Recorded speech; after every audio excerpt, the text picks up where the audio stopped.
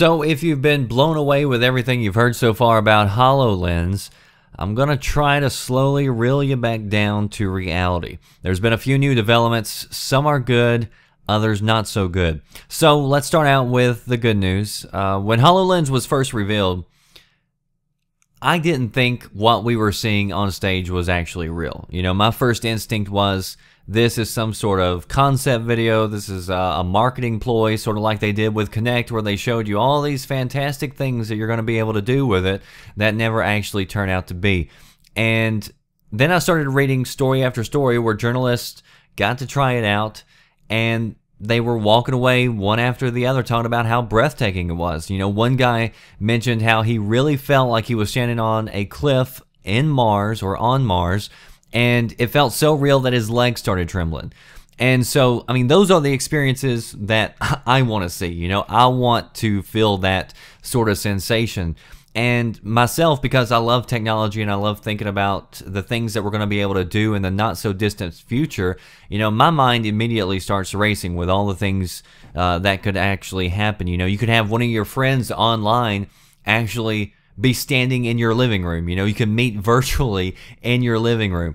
Or Cortana, you know, that's going to be a big deal with Windows 10, where she's going to have her voice there. She's going to answer your questions. But what if you could actually also see her there and interact with her? That would be pretty cool. And I also thought about IllumiRoom, which was Microsoft's kind of research project where they had kind of like a game playing on your TV screen, but they also projected what you couldn't see on your screen out on your wall. So it kind of, you know, encapsulated your living room. And they talked about like that really wasn't going to happen, at least with projectors, because it would just be too difficult. But if you look at HoloLens, that looks like it would be something that would be possible with that, so that you could be watching TV but also see what you can't see on your screen in your visor, and it makes it look like you're actually encapsulated in this world.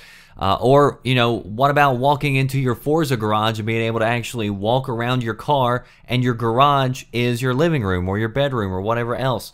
So all these things, I mean, I think they're still possible. They're definitely talking about working HoloLens with Xbox. Phil Spencer was asked about it just last week, and he said that they are in conversations about it. And they've mentioned that people from the very beginning, like starting back at least 7 years ago, they had people move from the Xbox team to the HoloLens team. So gaming has been, you know, kind of thought and worked into this from the very beginning of its concept. But they are also kind of selling this as a standalone product. So they're saying you don't need a PC, you don't need an Xbox. This is a standalone product, HoloLens. But I'm not going to be surprised whenever they do announce that it is going to be able to integrate somehow with your Xbox. So all those things that I just mentioned, I think are definitely very much possible. And the other exciting part about it is that it's standalone. So you don't need a cord, you don't need to be tethered, you can just walk around freely. And I think that's a good thing. So those are all the good things about it that I think about. But then here's the bad. First, let's start out with the obvious, which is the price. This is not going to be cheap. In fact, Microsoft executives came out earlier this week and said that it's going to be more expensive than what you paid for your next generation console. So it's going to be more expensive than the PS4 and the Xbox One. You're probably looking at least $500, and that's probably minimum. You're probably looking at upwards of that. So it's probably not going to be something that a ton of people are going to be able to afford. The next part is, and this is another reason why I'm skeptical of VR becoming huge in the next few months, and that's due to lack of software. With a high price tag, that means you're going to have a lot lower customer base to sell products to.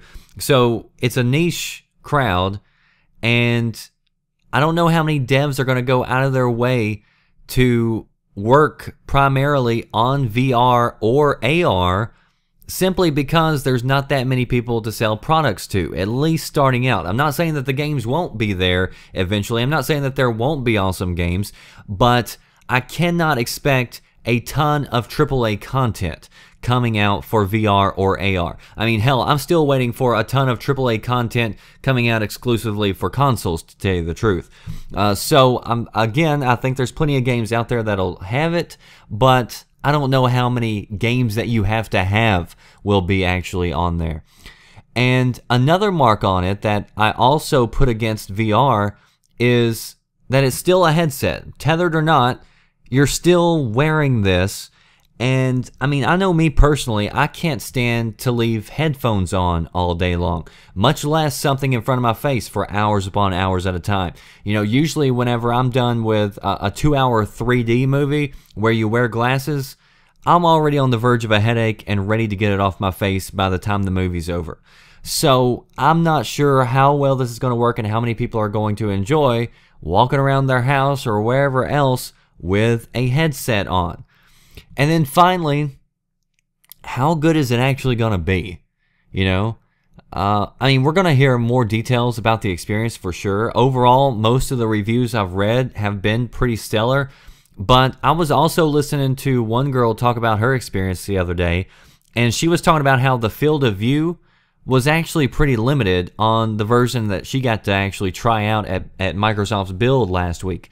And whenever you're watching these presentations on video or YouTube or TV or whatever else, you know, you're seeing the whole room filled up with all of these holograms. You're getting a wide angle viewing area because this camera that they have is hooked up with these sensors and it covers the entire screen.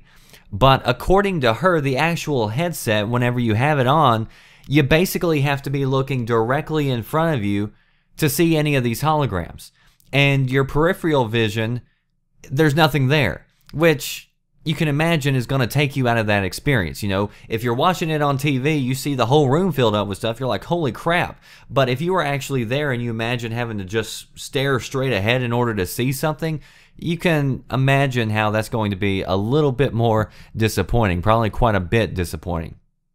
So, you know, whenever they first showed it off, I basically thought you could turn the entire visor into some sort of holograms and project all that. But that doesn't seem to be the case, at least with the prototypes. And that's another thing, you know, this is still prototypes, so Microsoft could take the feedback, they could expand it, they could end up fixing that later on. So again, that's something else you have to keep in mind. And so we're just at the stage right now where there's just a ton of stuff that is left unknown. How much is it going to be? How many actual good products are you going to have? Okay, even if you come out with Minecraft and it ends up being as badass as what it seems like on the videos, how many other games are we going to get like that?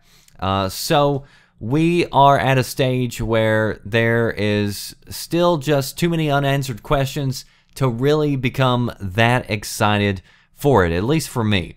So I know that we're going to be hearing more about it at E3. Microsoft has announced that HoloLens is going to be at E3 this year. So I'm sure they're going to show it off and probably have more details by then. So if we hear anything more, I'll definitely let you know.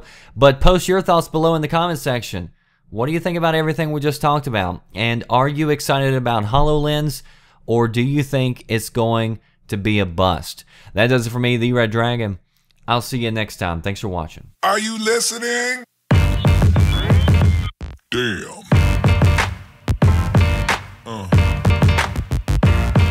Yeah.